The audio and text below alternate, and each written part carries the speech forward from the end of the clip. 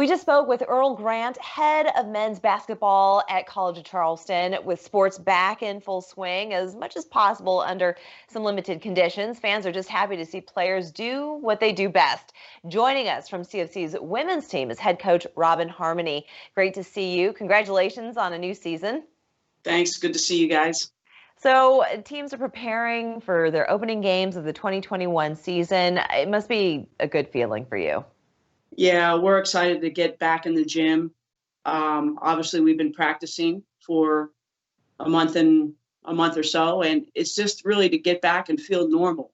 Yeah. Kids, they practice now with no scrimmage games because with COVID, we eliminated 2 scrimmage games to get that dust off and get used to what it's going to be like when, we really tip it up. But, since we can't do that, we'll just start November 25th and get at it and try to get better every single day. And, I know our players are already tired of playing each other, but, it's just part of it. And this is the worst stretch. And once this part's over with, then the fun time comes where they get to play in games. Absolutely. Well, it seems like this process and living through a pandemic has kind of forced your players to grow up even faster, to also be accountable for the safety of not just yourself, but the players whom are on your own team and who you end up playing with when you go to games. Yeah, absolutely. I mean, it's a sacrifice that they have to do where, we live in beautiful Charleston and there's so many things to do by going to King Street to dinner. So our players now, they have to come and do online classes, come to practice, go back to their dorm room, which is an apartment, and cook and not really be out and socialize. And if they do, it has to be with their team members and social distance and their masks. And, it's like a game of roulette where, Sure. If one person gets it, then we all could be affected or we could take it home to our families. Absolutely. Your colleague, Earl, he said the same exact thing. Yeah.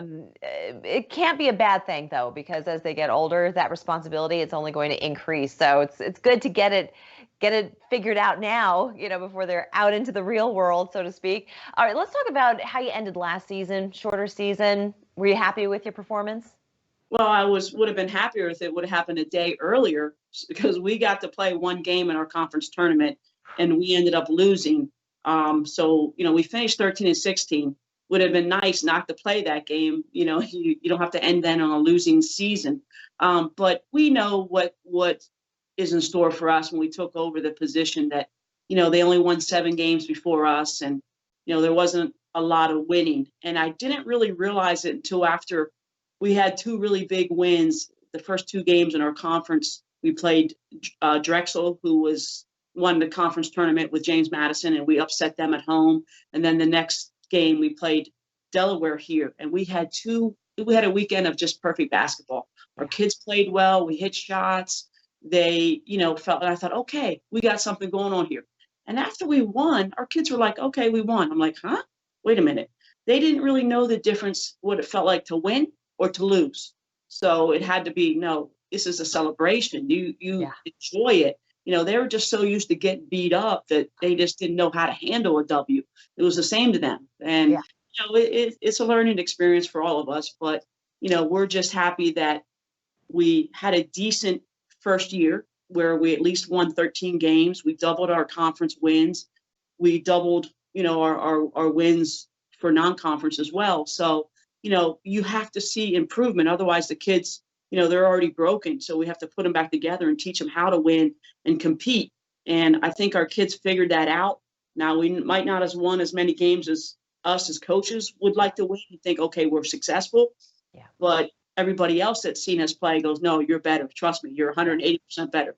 Well, I'm glad that you pointed it out because I was going to mention it myself, and the fact that in your second season as head coach at CofC, that the Cougars doubled their overall win to a total of 13 and their CAA victory to a total of 6. So congratulations on that.